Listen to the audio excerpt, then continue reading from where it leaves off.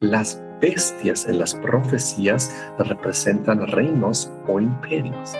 Y cada vez más especificando y detallando las cosas, porque aquí inclusive hablando del rey primero que llevó a Grecia a la potencia mundial, que era Alejandro Magno. Entonces, este capítulo tiene una gran riqueza de información. Hay dos palabras en el libro de Daniel capítulo 8 y 9, Jasón y Mará. La visión de las tardes y las mañanas que se ha referido es verdadera. Aquí aparece la palabra Mará y fue traducido como la visión. Pero ¿qué parte de la visión? La parte de la visión específica del tiempo de los 2300, la Mará.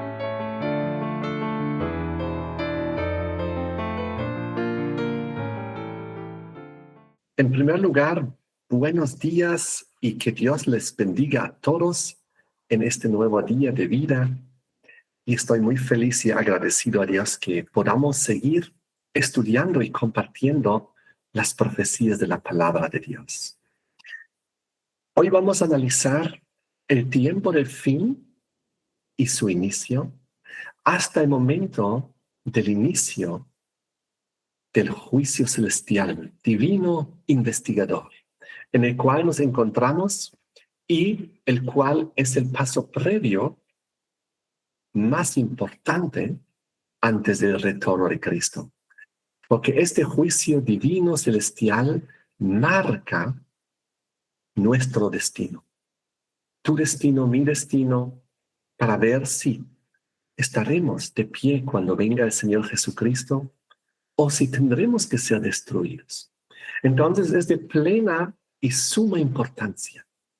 En ese sentido, el día de ayer analizamos las primeras dos profecías del libro de Daniel, capítulo 2 y capítulo 7.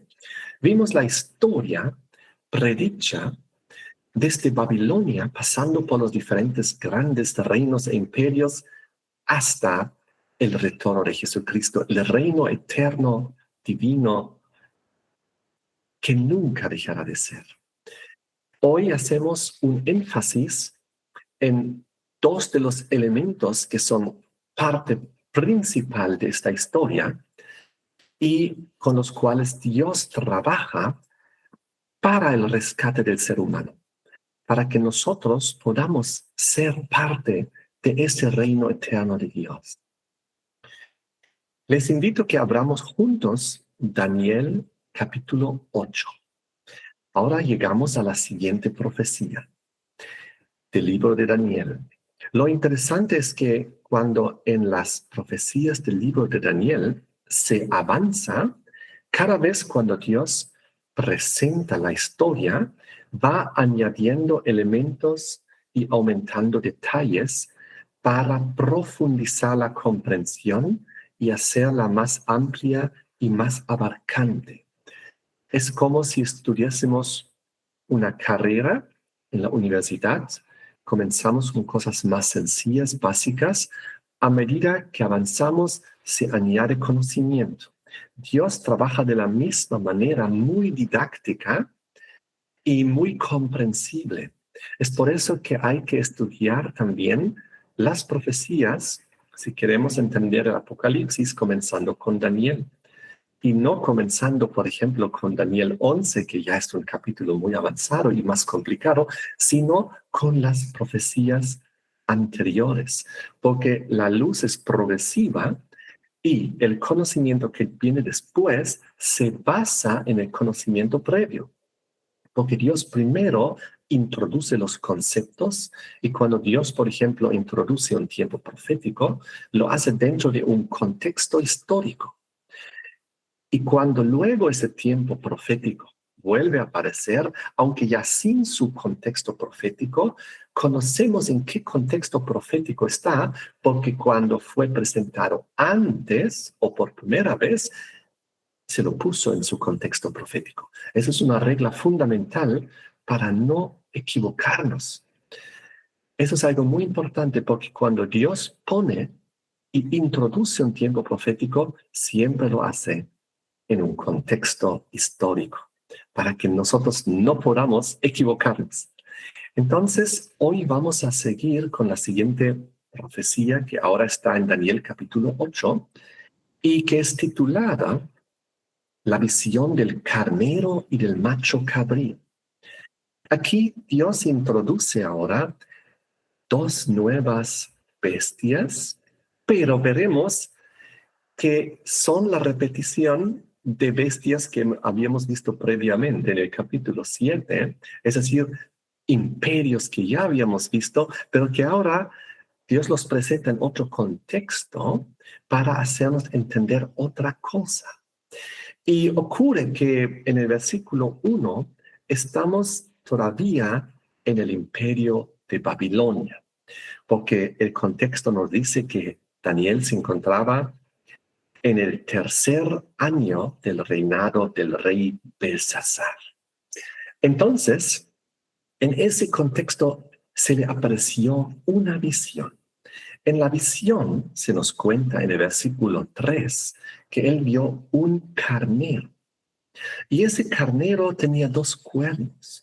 Y estaba ahí, estaba en ese momento gobernando, reinando, porque recuerdan del capítulo anterior, Daniel 7, versículo 17, las bestias en las profecías representan reinos o imperios. Pero nosotros ni siquiera tenemos que imaginarnos o inventarnos o interpretar nada por nosotros mismos, porque el mismo contexto un poquito más después nos va a dar la respuesta y la interpretación directamente de parte de un ángel que Dios envía para hacer entender a los estudiantes de la profecía. Así que vemos aquí este carnero con sus dos cuernos, pero luego se nos introduce una segunda bestia en el versículo 5. Mientras yo consideraba esto, he aquí un macho cabrío, una segunda bestia, y esta, dice, vino como volando sin tocar tierra, que el macho cabrío tenía un cuerno notable entre sus ojos, vino hasta el carnero de los dos cuernos que yo había visto en la ribera del río, corrió contra él con la furia de su fuerza, dice, versículo 7, y lo vi que llegó junto al carnero, se levantó contra él, lo hirió y le quebró sus dos cuernos. Y el carnero no tenía fuerzas para pararse delante de él. Lo derribó por tanto en tierra, lo pisoteó y no hubo quien librase al carnero de su poder. Y luego nos habla como este macho cabrío se engrandecía. Es interesante ver aquí, entonces, estas dos bestias. Uno estaba establecido con sus dos cuernos, el otro viene con toda la furia, ataca, le quiebra los cuernos, lo destroza. Entonces, la Biblia enseña que nosotros no debemos utilizar interpretación humana, sino debemos buscar en el mismo contexto, pero ¿qué significa todo esto? Y si vamos un poquito más allá, en el versículo 16, viene el ángel Gabriel y hay una voz que se le dice al ángel Gabriel, enseña a Daniel, la visión.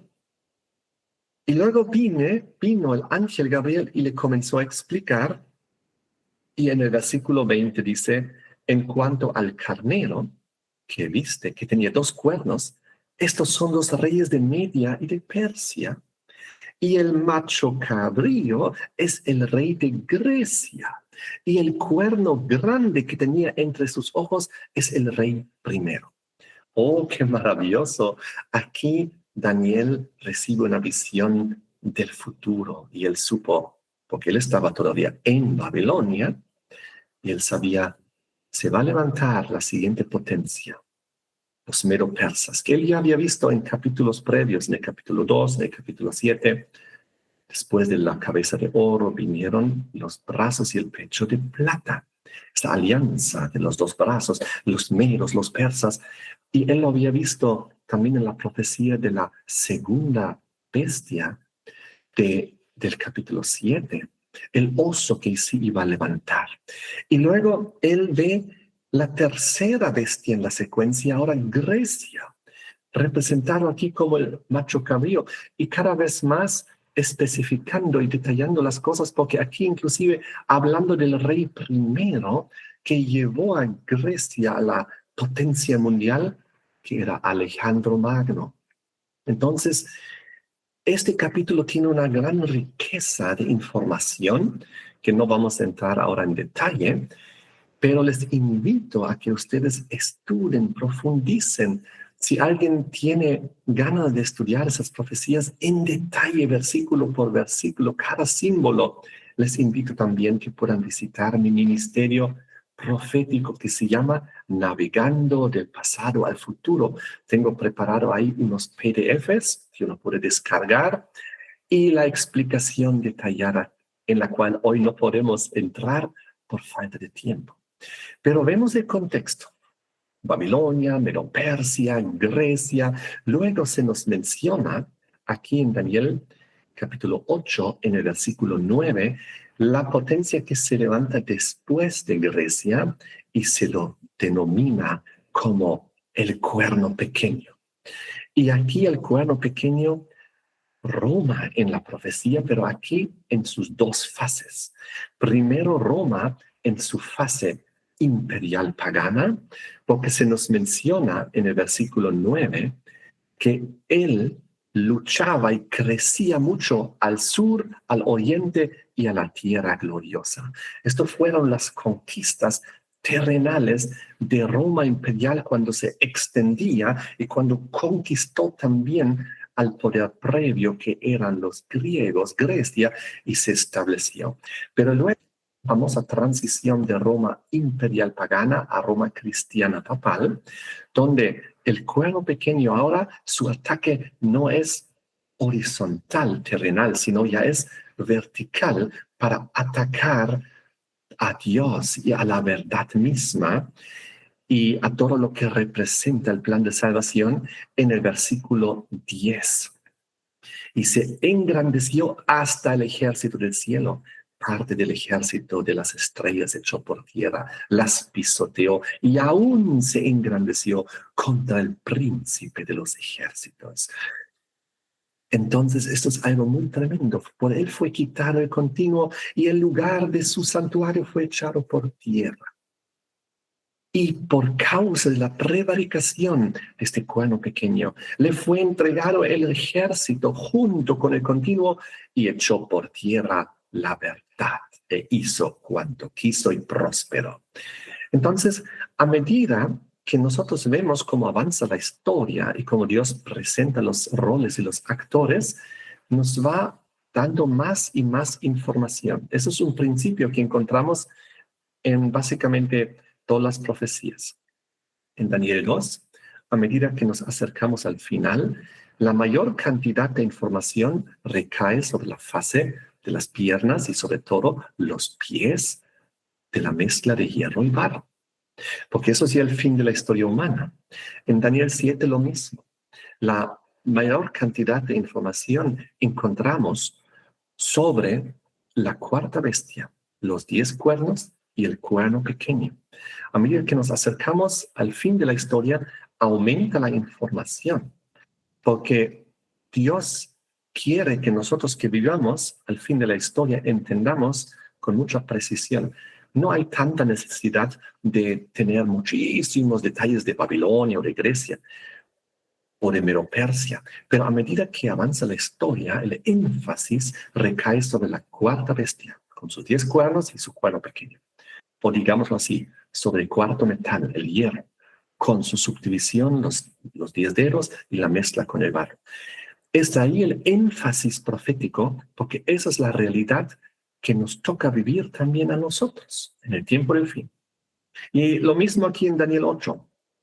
Acerca del carnero dice información importante, acerca del macho cabrío un poquito más, acerca del cuerno pequeño nos da ahora mucho más información ya. Es decir, Roma en la historia, en la profecía y su rol, cómo iba a actuar.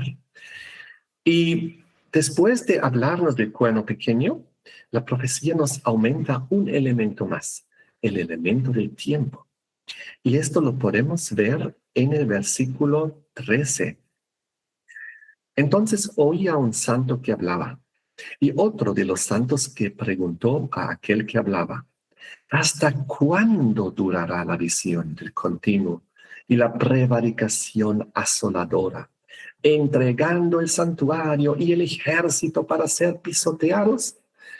Los ángeles aquí tienen un interés especial en los hijos de Dios bajo persecución, maltratados, perseguidos, en inquisiciones.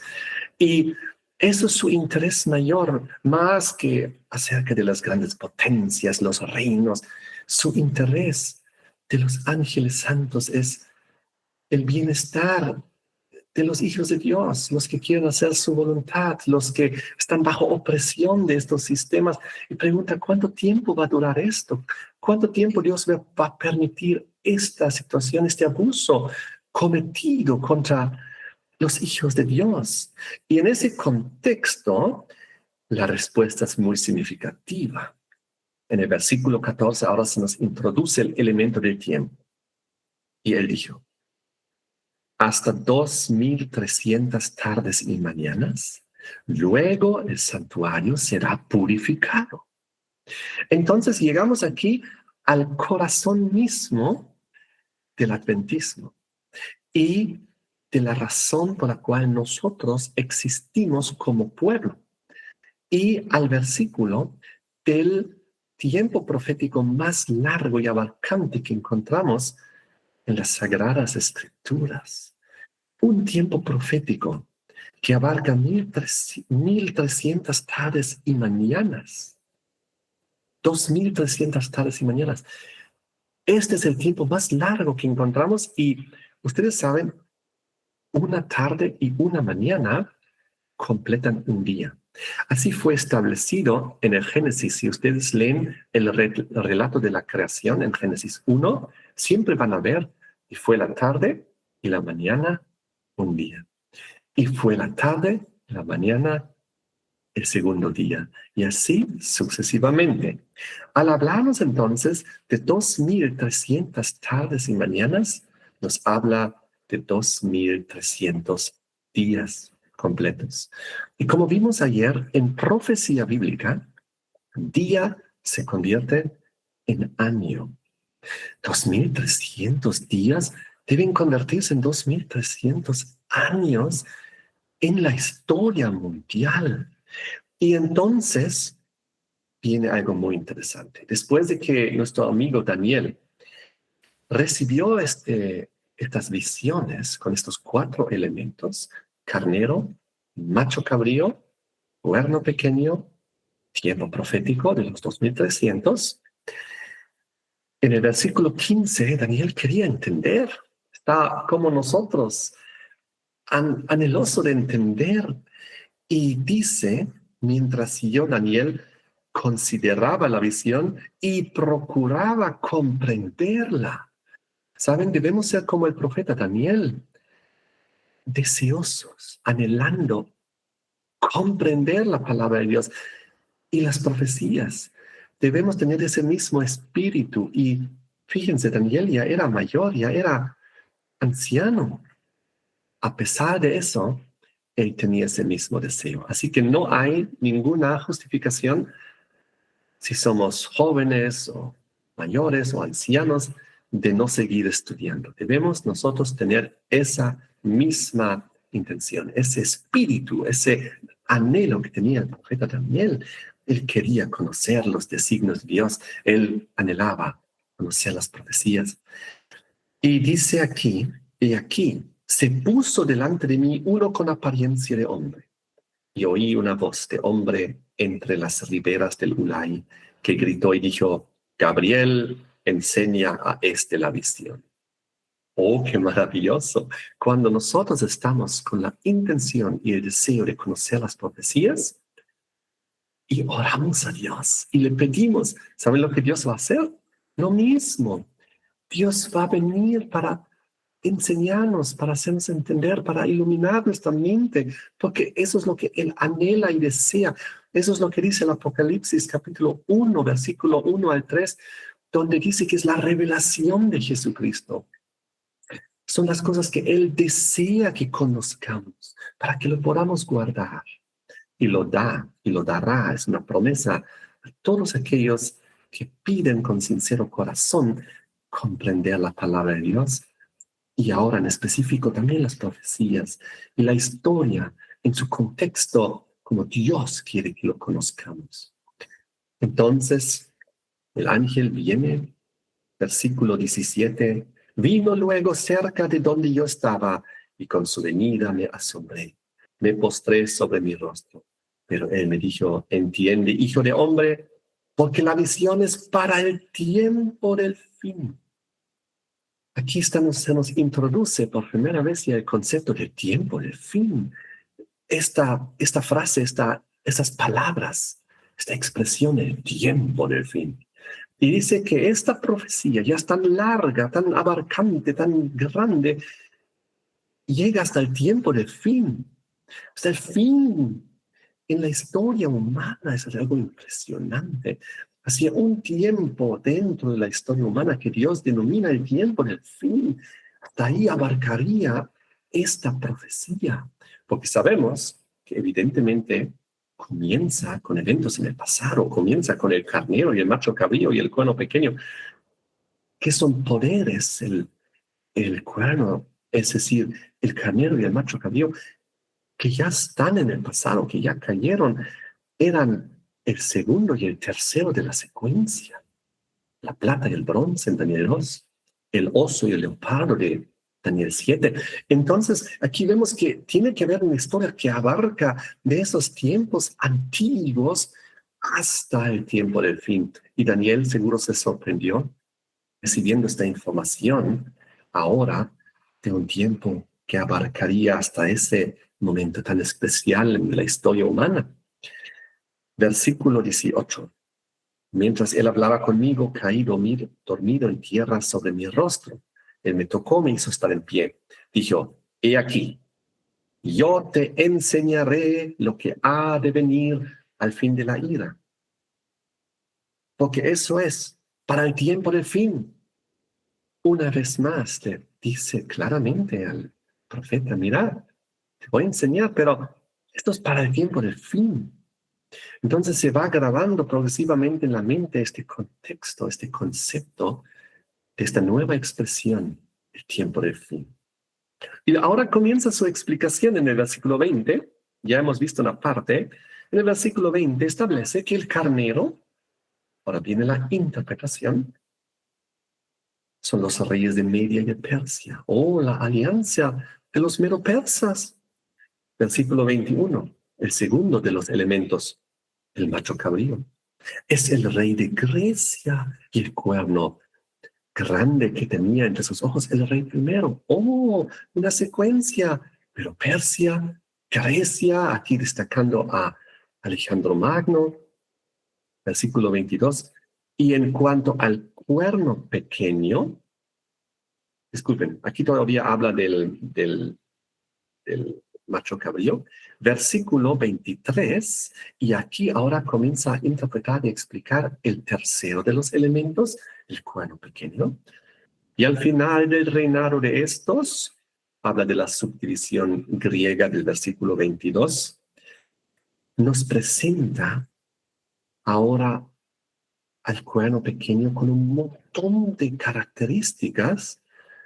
Y dice, cuando los transgresores lleguen al colmo, se levantará un rey altivo de rostro y entendido en enigmas. Comienza a presentar este poder romano ya, después del poder griego, el cuerno pequeño, que en capítulo 7 tenía entre sus características que tenía ojos de hombre y otras cosas, mostrando su inteligencia, su astucia y su planificación a largo plazo para poder mantenerse tanto tiempo en el poder y todo lo que él hacía. Y bien, en el versículo 24 sigue hablando sus características de Roma, siempre aplicando ahora sus dos fases, Roma Roma pagana imperial y luego Roma cristiana papal, hablando de que su poder se fortalecerá, mas no con fuerza propia.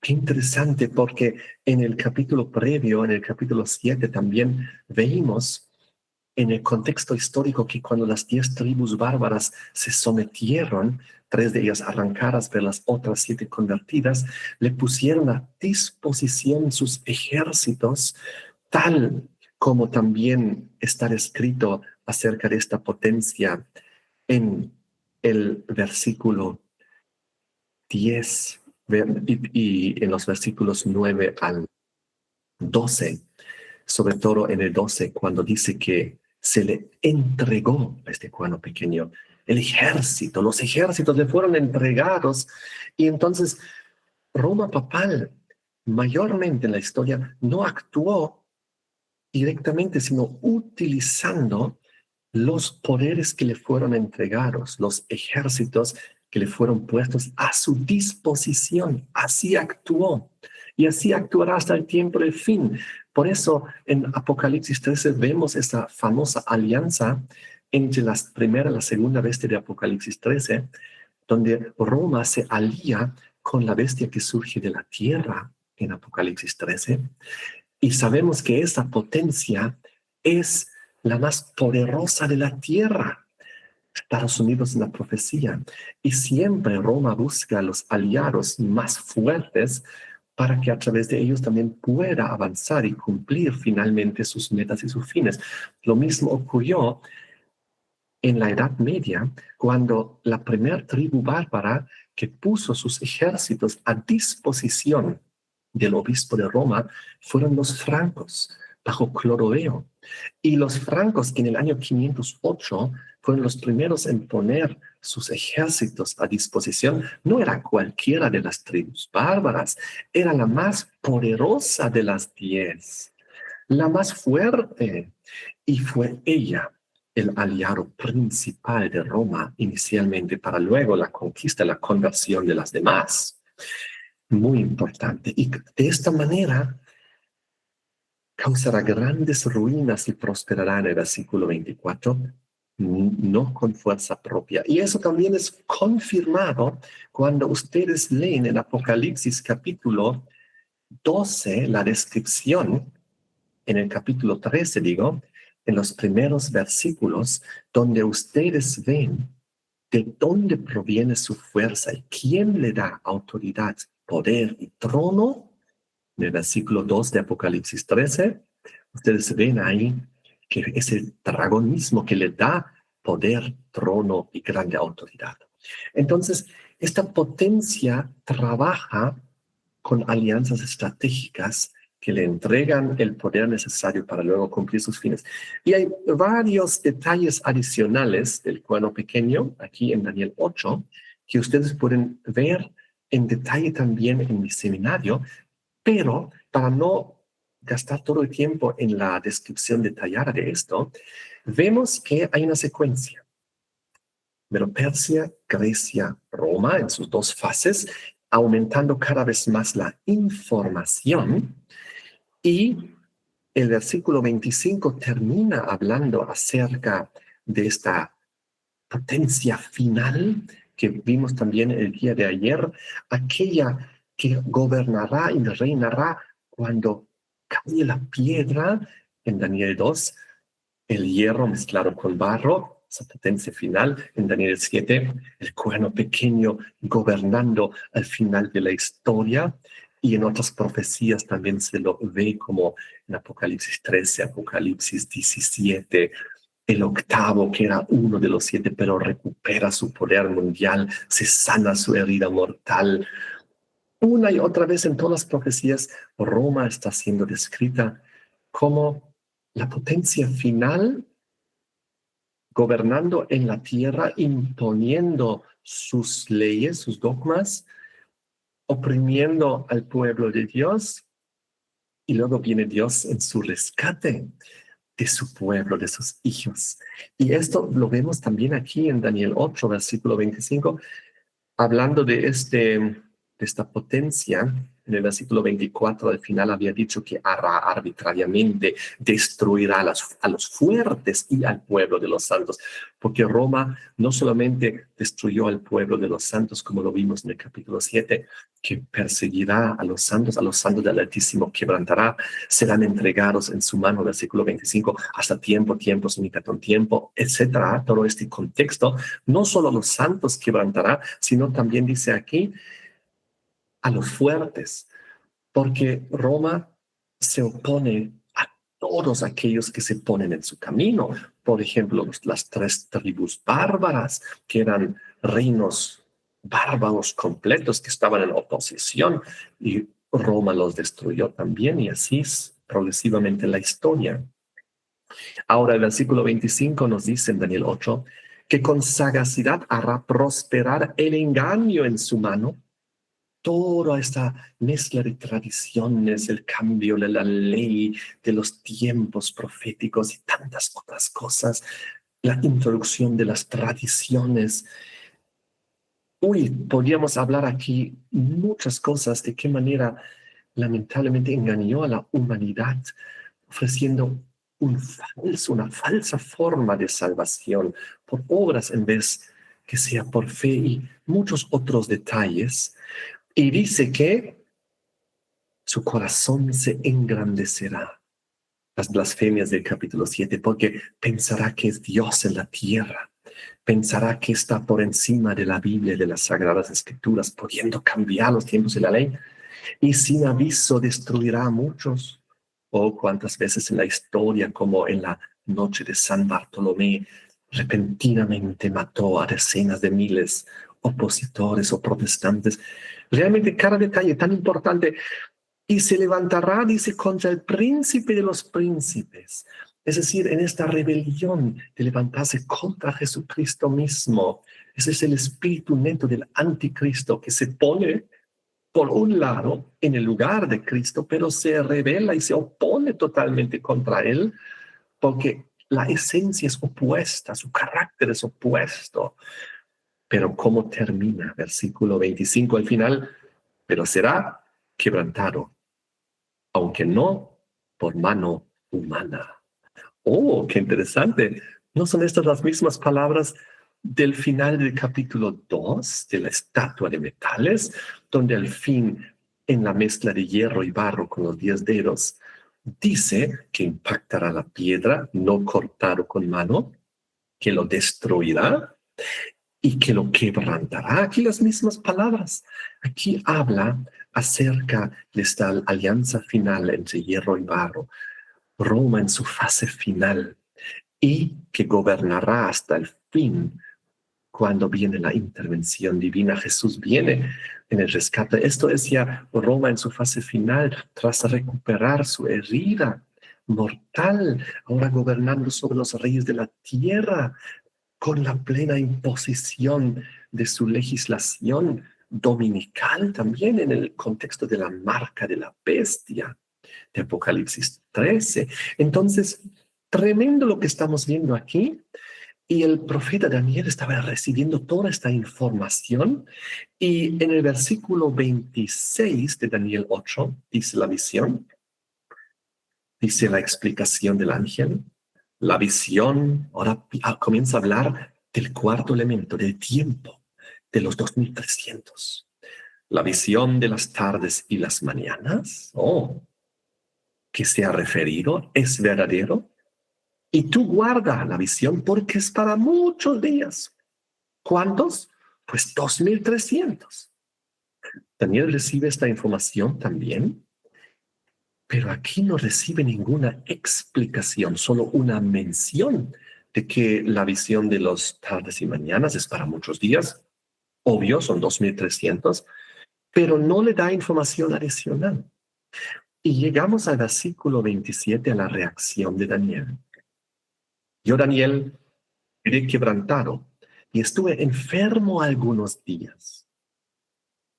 Y cuando convalecí, atendí los negocios del rey Belsasar de Babilonia, pero estaba espantado y a causa de la visión, y no la entendía. Wow. Pero ¿no había venido el ángel, acaso, en el versículo 16, y le dijo una voz a gran voz a Gabriel, enseña a este la visión? Y luego viene el ángel y le comienza a enseñar. Y ahora tenemos desde el versículo 17 al versículo 26 una explicación. ¿Por qué Daniel quedó quebrantado, hasta enfermo durante días? Porque no la entendía. Ahora viene algo muy interesante. La profecía consiste en 4 elementos: carnero, macho cabrío, cuerno pequeño, tiempo profético, de los 2300. Luego viene el ángel y le da una explicación bastante detallada de los primeros 3 elementos. Del carnero, inclusive le dice quién es: los reyes de Media y de Persia. Oh, aquí Daniel no tenía ninguna duda. Luego viene el macho cabrío, los reyes de Grecia. Oh, tampoco Daniel tenía ninguna duda. Luego comienza a explicar acerca del cuerno pequeño y le da una explicación de varios versículos con detalle que abarcan hasta el retorno de Jesucristo, de su carácter, de su forma de actuar, de esta cuarta potencia, las piernas de hierro, la cuarta bestia terrible, espantosa. Y eso también él recibió mucha información, pero el cuarto elemento, el tiempo, Daniel solo recibe una mención y no una información, no recibe una interpretación. Por esto, el elemento de los 4 elementos que no entendió y que le dejó tan quebrantado y tan enfermo era el elemento del tiempo. Y ahora yo les quiero precisar bíblicamente que realmente es así. Hay 2 palabras en el libro de Daniel capítulo 8 y 9, palabras hebreas que ahora vamos a aprender. Quizás algunos o muchos de ustedes ya las conozcan. Son las palabras Jasón y Mará. Entonces, en este capítulo, estas 2 palabras, Jasón y Mará, ambas son traducidas como visión. Una y otra vez aparece aquí en este capítulo la palabra visión, pero ha sido traducido de las palabras Jasón o Mará. Pero ustedes se preguntarán, si son 2 diferentes palabras, ¿por qué ambas son traducidas como visión? Y ahí es bueno recurrir al original, al hebreo. Ustedes con una Biblia hebrea interlineal pueden buscar esto. Y se van a dar cuenta que a veces aquí, cuando habla de visión en la traducción, dice Jasón y a veces dice Mará. Y ahora les voy a explicar que cuando dice Jasón, se refiere a la visión completa. Por ejemplo, en el versículo del capítulo 8, versículo 1, cuando es introducida. Dice aquí: en el año 3 del reinado del rey Belsasar me apareció una visión a mí. Y ahí el original dice una Jasón, una visión completa.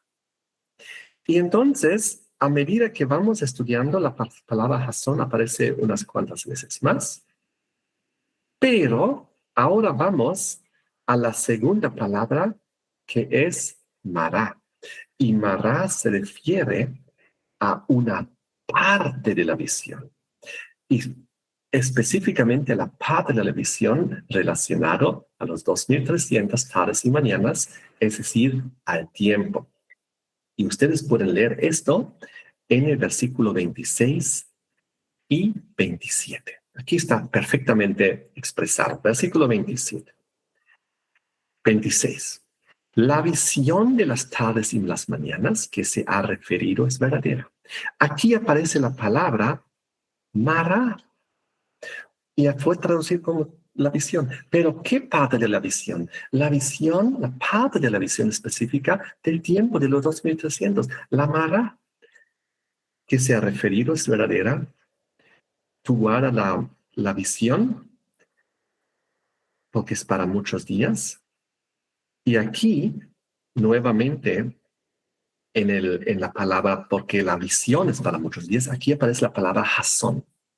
Es decir, toda la abarcante historia de todo el capítulo es abarcante, pero la amará la parte específica de los 2300 tardes y mañanas. Muy interesante. Ahora, sabiendo esto, podemos llegar al capítulo que le sigue, capítulo de Daniel 9. Porque en Daniel 9 se nos da la interpretación. Daniel comienza a orar. Porque cuando nosotros no entendemos algo, cuando necesitamos ayuda de Dios o estar cerca de Dios, necesitamos orar. Y eso hizo Daniel, dándonos ejemplo.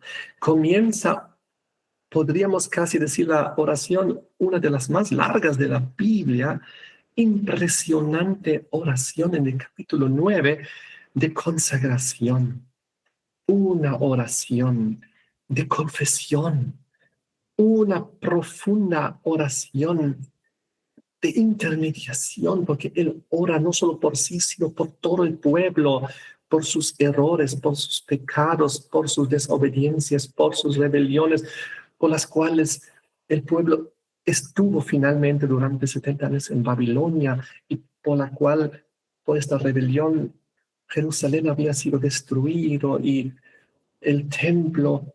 Entonces, en esta impresionante oración que yo les invito a leer en sus casas en detalle, él busca el favor de Dios, que Dios perdone al pueblo, que Dios convierta al pueblo, que Dios rescate y restaure al pueblo, para que Dios pueda volver a bendecir al pueblo y para que el pueblo pueda salir de Babilonia ahora en libertad y volver a su tierra, Canaán, volver a reconstruir el templo, volver a adorar a Dios en libertad, que se cumplan las maravillosas profecías de Dios de los 70 años que el pueblo iba a estar en Babilonia. Y Daniel, ya de anciano, alrededor de los 90 años, está aquí en oración. Y el versículo 20 dice, aún estaba hablando y orando, en plena oración, y confesando mi pecado y el pecado de mi pueblo Israel, y derramaba mi ruego delante de Jehová, mi Dios, por el monte santo de mi Dios. Aún estaba hablando en oración, Daniel 9:21, cuando el varón Gabriel, el ángel Gabriel, a quien había visto en la visión al principio, volando con presteza, vino a mí como la hora del sacrificio de la tarde. Oh, qué interesante cuando Dios viene para interrumpir tu oración a través de un ángel, porque ya viene el mensaje, la respuesta. Qué hermoso. Eso es algo bueno, es algo positivo, porque ya viene la respuesta. Él todavía está orando y Dios ya viene a traer a través del ángel el mensaje. ¿Quién viene? Estaba aún hablando en oración cuando el varón Gabriel, a quien había visto en la visión al principio, volando con presteza, vino a mí como la hora del sacrificio de la tarde. Quien había visto en la visión al principio, cuando le había visto, pues en el capítulo anterior, en el capítulo 8, y donde en Daniel 8, versículo 16, cuando el ángel Gabriel había venido y había llamado, Gabriel enseña la visión.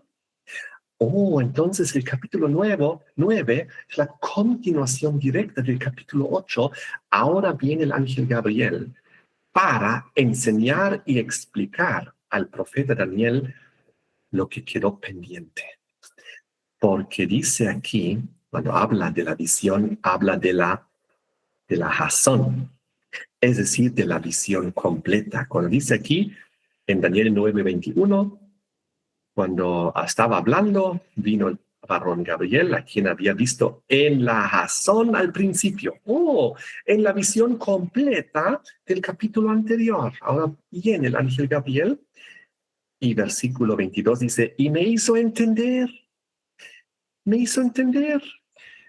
el deseo, el anhelo de Daniel de conocer y entender. Ahora viene el ángel para completar y concluir la información que quedaba pendiente, porque dice en el 22, me hizo entender y habló conmigo diciendo, Daniel, ahora he salido para darte sabiduría y entendimiento. Al principio de tus ruegos fue dada la orden y yo he venido para enseñártela porque tú eres muy amado. Entiende pues la orden y entiende la visión. Y ahora dice aquí en el texto original, Mará. Entiende la Mará. Entiende la parte del capítulo anterior de las tardes y las mañanas. Los 2300. Viene el ángel para explicar lo que quedó inconcluso, el cuarto elemento, elemento del tiempo. Y por eso la explicación que viene a continuación es una explicación de contexto de tiempo. Y dice aquí, comienza hablando en el versículo 24, 70 semanas están determinadas sobre tu pueblo y sobre tu santa ciudad. Oh, para explicar tiempo hay que explicar tiempo, porque estamos hablando de lo mismo. Entonces comienza la explicación de las 70 semanas determinadas sobre tu santa ciudad y sobre tu pueblo, el pueblo hebreo, la santa ciudad Jerusalén, para terminar la prevaricación. Oh, qué interesante. Dios da aquí una profecía en el contexto de terminar con la prevaricación. ¿Qué más? Poner fin al pecado. Esas son palabras mayores. Una profecía con el propósito de poner fin al pecado. ¿Cómo se pone fin al pecado? ¿Quién puso fin al pecado y de qué manera? Mira aquí cómo sigue. Y para expiar la iniquidad.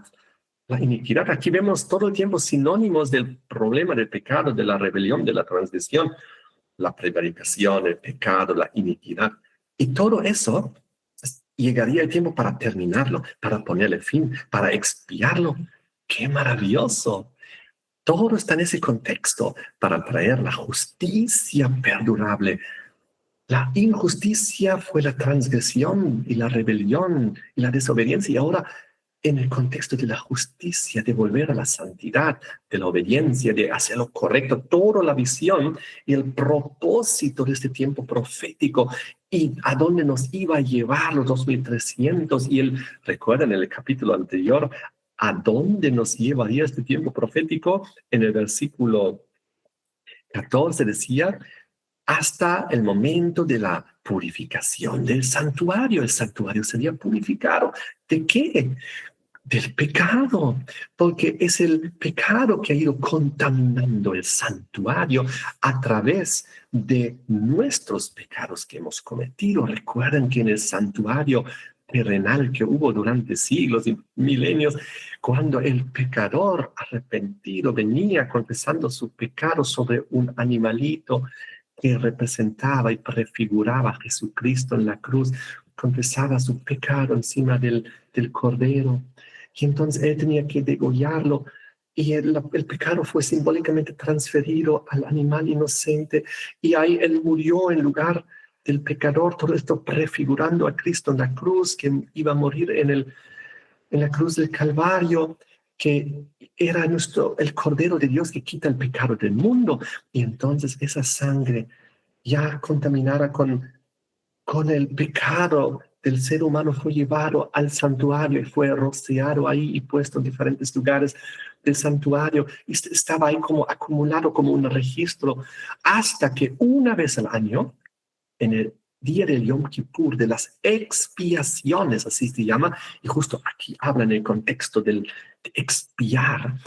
En ese contexto, el sumo sacerdote entraba una vez al año en el día Yom Kippur de las expiaciones del juicio al lugar santísimo en la presencia de Dios, donde está el arca del pacto con la ley de Dios, sobre la cual seremos juzgados, como vimos en el tema pasado. Por eso en Daniel 7 vimos que cuando inicia el juicio celestial, divino, investigador, es en presencia de los santos ángeles y de la ley divina, porque a base de ella seremos juzgados. Y en todo ese contexto ahora del perdón de los pecados, el pueblo en aquella época, en ese día especial, tuvo que consagrarse especialmente. Los pecados de cada uno tenían que ser confesados, abandonados. Tenía que haber una consagración real, un nuevo nacimiento. Tenía que haber una vida conectara con el Señor, una vida espiritual, el Espíritu Santo tenía que habitar en los corazones, porque el que no estaba consagrado a Dios en esa fase de la historia fue cortado del pueblo. El mismo sumo sacerdote que entraba en el lugar santísimo, entraba con unas campanitas en sus pies, en sus botas, y estaba amarrado de, de una soga. Y cuando él entraba, y en el caso que no hubiese confesado sus pecados, en el caso que no se hubiese arrepentido, hubiese entrado en la presencia de Dios, hubiese muerto, y ahí hubiesen dejado de sonar las campanitas y le hubiesen sacado jalando con la soga afuera, porque uno no puede estar en la presencia de Dios con pecado y vivir. Entonces Dios tiene un plan del santuario de llevarnos de pecador al patio donde encontramos el sacrificio de Cristo, luego al lugar santo, y finalmente el anhelo es llevarnos hasta el lugar santísimo, porque es un camino que Dios quiere recorrer con nosotros de salvación progresivo. Y eso es algo impresionante para que podamos estar nuevamente en la presencia de Dios. Y eso es una obra que Dios quiere hacer en cada uno de nosotros.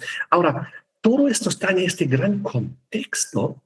Es por eso que también en Daniel capítulo 8, de repente la imagen de las bestias cambia.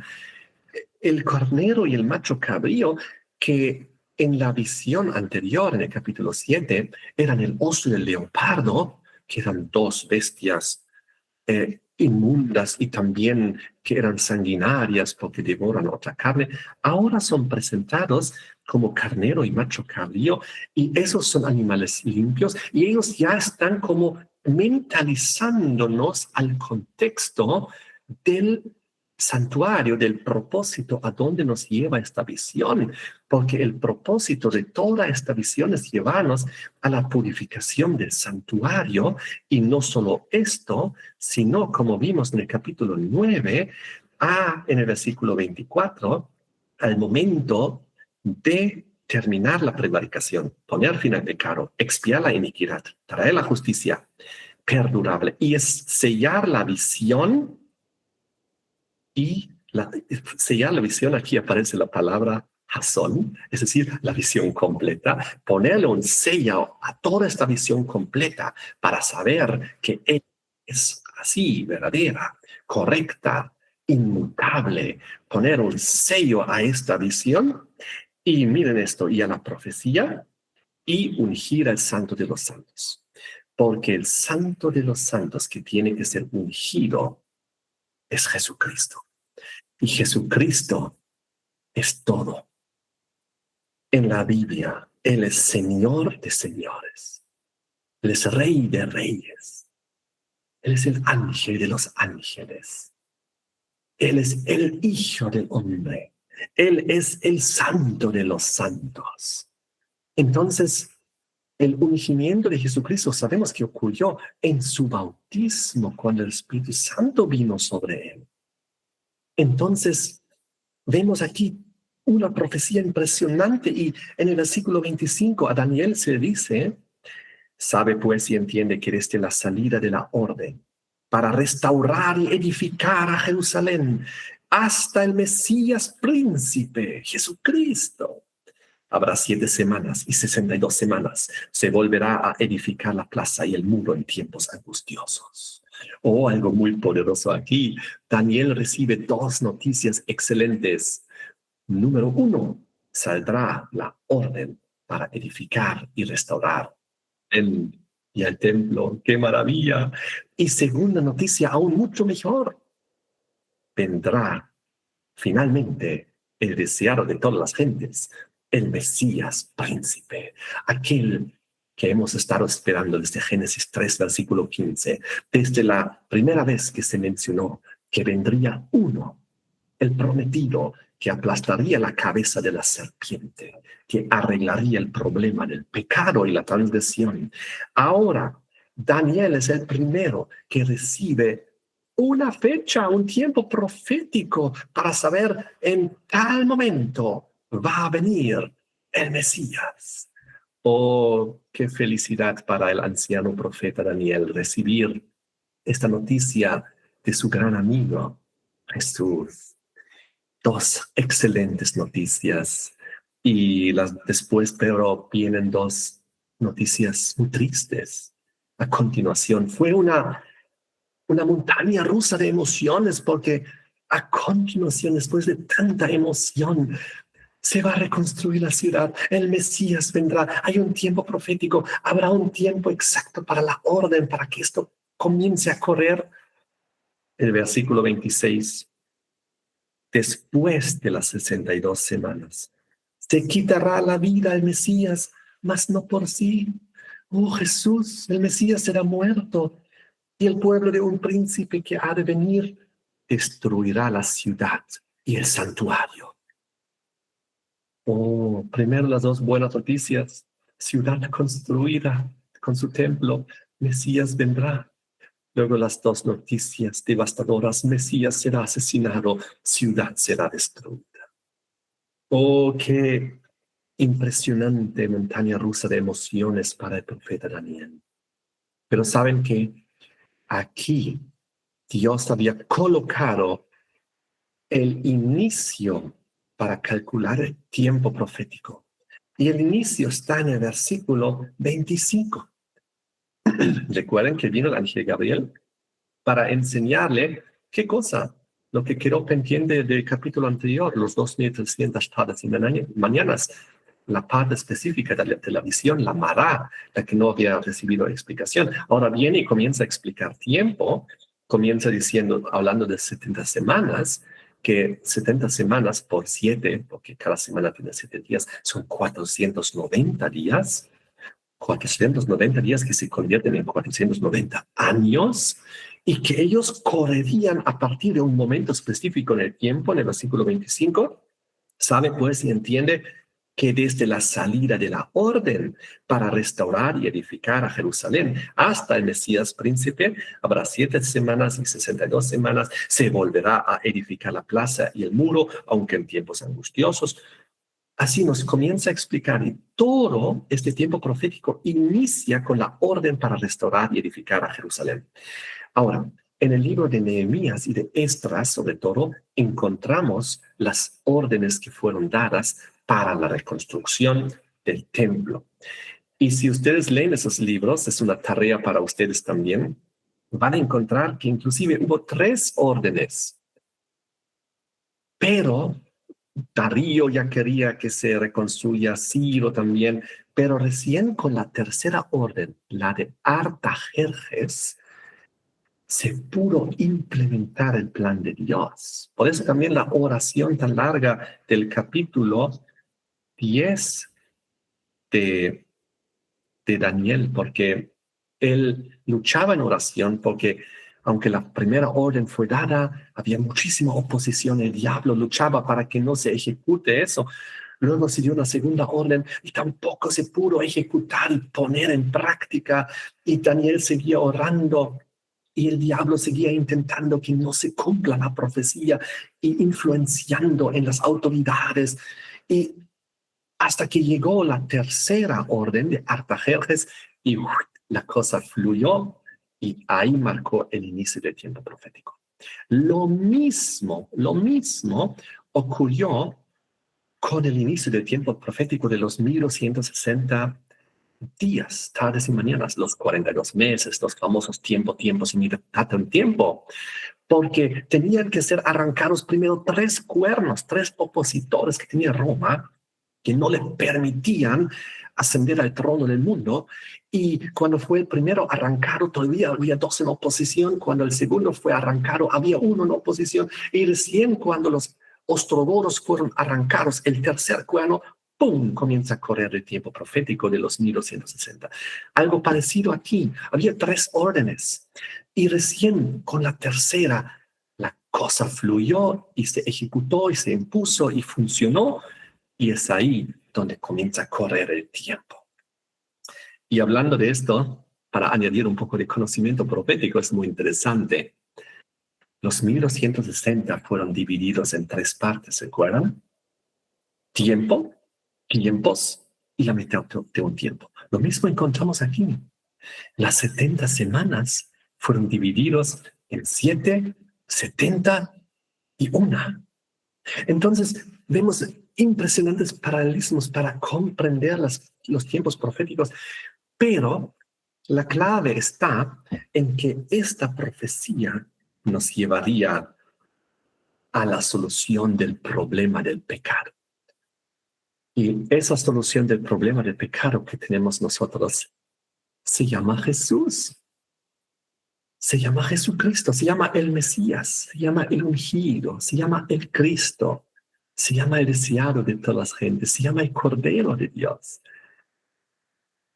Y hay muchos otros nombres de Jesús en la Biblia. Eso es la esencia de todas las sagradas escrituras.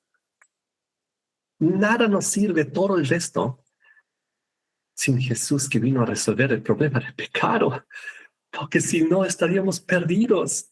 De nada nos serviría una hermosa esperanza de un reino eterno si no tuviéramos la posibilidad del perdón de los pecados. Y no solo el perdón de los pecados, sino la transformación de nuestro ser. Porque el perdón de los pecados viene acompañado por el abandono del pecado. Elena G. White explica, un pecado realmente perdonado es un pecado abandonado. Jesús decía a la mujer, ¿qué decía Jesús a la mujer? Anda, ¿y qué? Y no peques más. No dijo, anda y peca de vez en cuando y luego vienes y pides perdón. No, no, no. Es un cambio total del pecador en santo, del antes ladrón, ahora ya no la roba, antes mentiroso, ahora ya no miente. Antes estaban los vicios, ahora ya no lo está. Antes deshonraba a los padres, ahora los honra. Antes adoraba imágenes, ahora solo adora a Dios. Antes estaba con el domingo o con cualquier día o con ningún día, ahora está con el Santo Sábado. Y así progresivamente. Es un cambio real y sincero, ejemplificado en la experiencia del gran día Yom Kippur, del día de las expiaciones, donde el pueblo estaba reunido en ese día del juicio, y el que no estaba consagrado, el que no se cambió y permitió que Dios cambiase su vida, fue apartado del pueblo, porque ahora se entra en la presencia de Dios. Queridos hermanos, amigos, veo que mi tiempo se está agotando. Llego a la conclusión de esto y mañana continuamos. Pero vemos que aquí hay un tiempo profético y vemos el inicio del tiempo profético, la tercera orden, la orden definitiva del libro de Esdras bajo el rey Artajerjes. Y quiero decirle cuándo fue dada esa orden, en el año 457 antes de Cristo. Y para ser preciso, en el otoño 457. Y ahí comienzan a correr las 70 semanas, los 490. Y es por eso que precisamente nos llevan a Jesucristo en su bautismo, en el año 27. Nos llevan a Jesucristo en su crucifixión en la última semana, la mitad de la semana, en el año 31. Y nos llevan al momento de cuando todavía el pacto es confirmado con muchos y el evangelio todavía va en especial y en específico a las ovejas perdidas del pueblo hasta el año 34, donde también Esteban es apedreado, el primer mártir, y de ahí viene el llamado divino: a partir de ahora, vayan a los gentiles. Ahora ese tiempo especial para el pueblo se concluyó. Las 70 semanas que estaban determinadas para el pueblo y para la santa ciudad llegaron a una conclusión. Y ahora el evangelio va a todo el mundo. Y ahora el muro de separación entre judíos y gentiles que aceptan a Cristo, los gentiles que aceptan al Mesías como Jesús, su Mesías, este muro es derrumbado. Ahora de los dos pueblos hizo uno. Y eso es ahora el nuevo pacto, descrito en el Nuevo Testamento. Entonces, esta profecía de las 70 semanas sella la profecía total, la Jasón, la del capítulo anterior, del capítulo 8, de las 2300 tardes y mañanas. Esta profecía específica de las 70 semanas que podemos ver en la historia perfectamente cumplida desde la orden de Artajerjes 457 hasta Cristo en su bautismo, ungimiento. Cristo en su crucifixión, luego es resucitado, asciende al cielo, comienza su obra en el santuario celestial. Y luego el lapso del tiempo final para el pueblo antes de que el evangelio vaya al mundo. Todo esto es el sello que sella la profecía del capítulo anterior de las 2300 tardes y mañanas, porque eso vino a explicar.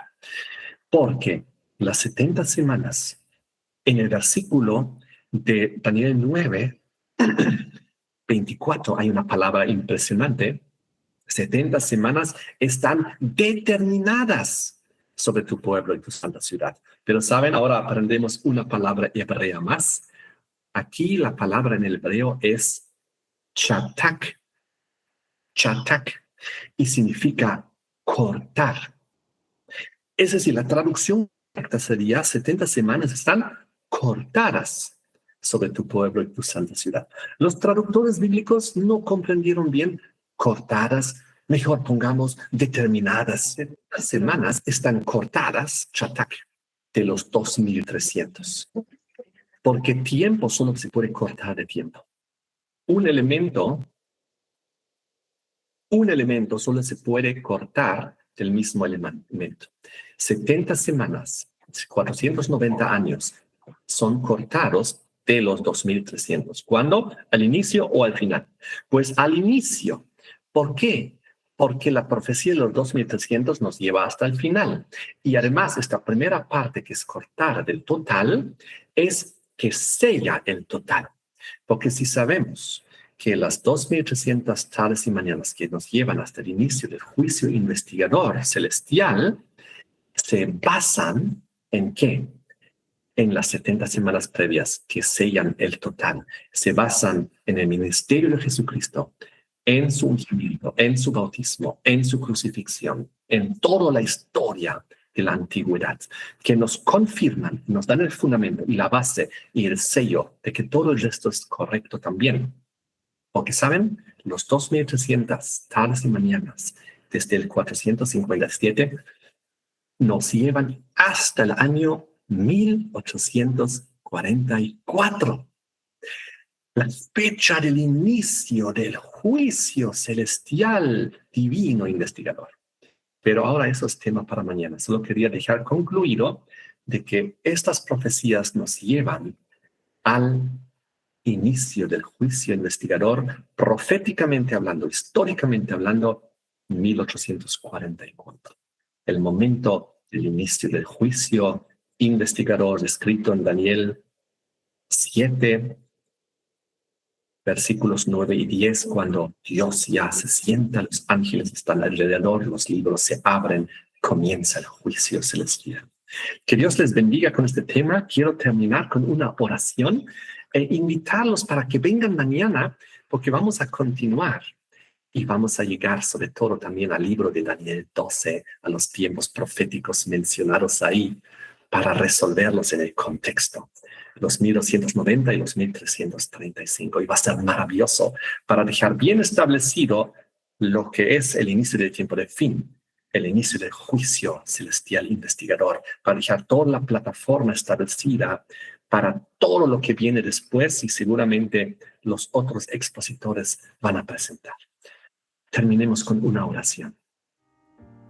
Padre nuestro que estás en el cielo, te damos gracias por tu palabra, te damos gracias por las profecías, por la historia, por el conocimiento y porque tú nos diste una interpretación bíblica, profética, histórica tan clara, tan sencilla, que se confirma tan fácilmente. No hay aquí ninguna contradicción, más al contrario, todo se confirma y todo nos lleva a un momento.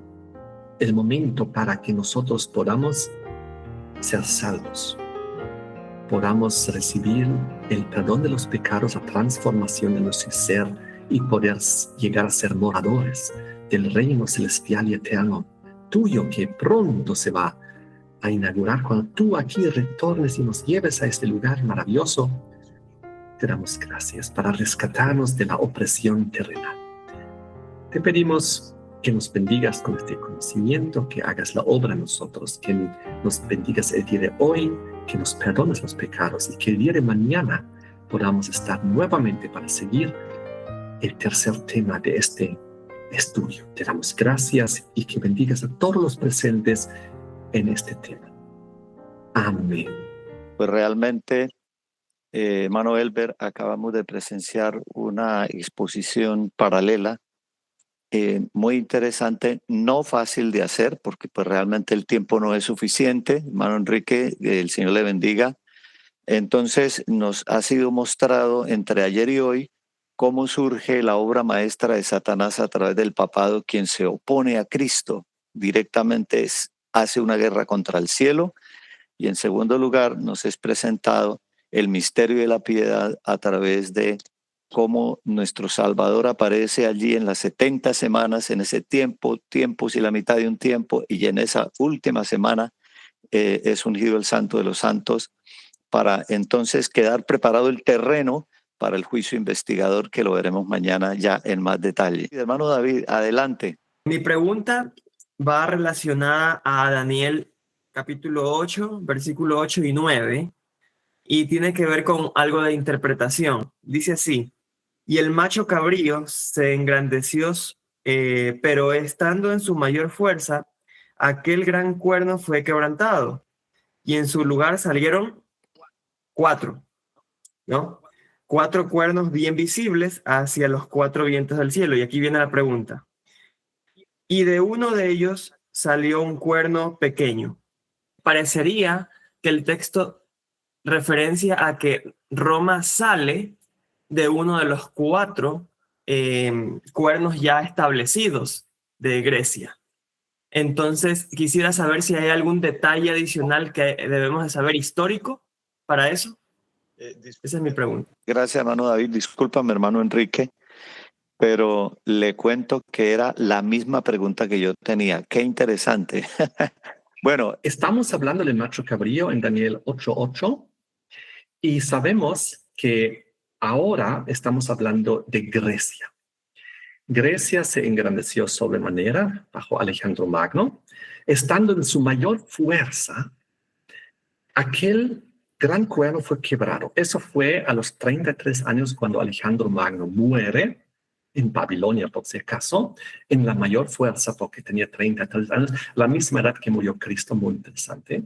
Solo que Alejandro Magno murió a consecuencia de sus vicios, sus borracheras, en sus fiestas y orgías, después de haber conquistado el mundo entero. ¿De qué le sirve ganar el mundo entero, pero perder el alma? Qué interesante.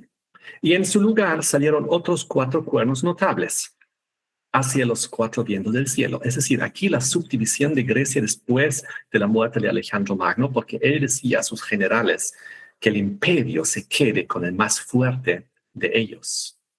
Entonces hubo una lucha entre sus generales después de la muerte para obtener el poder, pero se subdividió en 4 partes.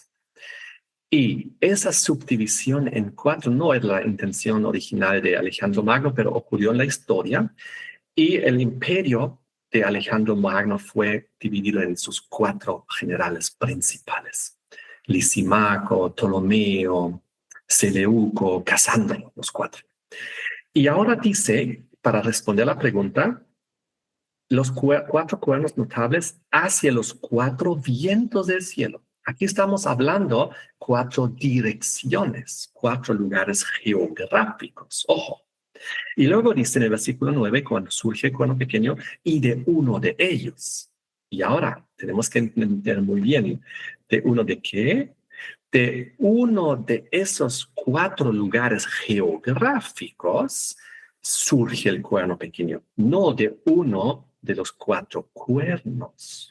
No surge de uno de la dinastía de Grecia, porque eso es lo que se piensa en el mundo cristiano evangélico. Se interpreta que ahora el cuerno pequeño surge de un rey griego y es Antíoco Epífanes y el anticristo y todo eso, y ahí se desvía totalmente la profecía.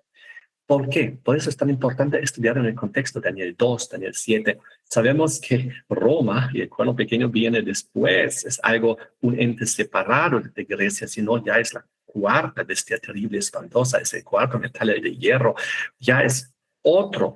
Y por eso, cuando dice de uno de ellos, de uno de los 4 vientos del cielo, es decir, de un lugar geográfico y para ser exacto, del occidente. De ese lugar iba a surgir Roma. Esa sería la explicación.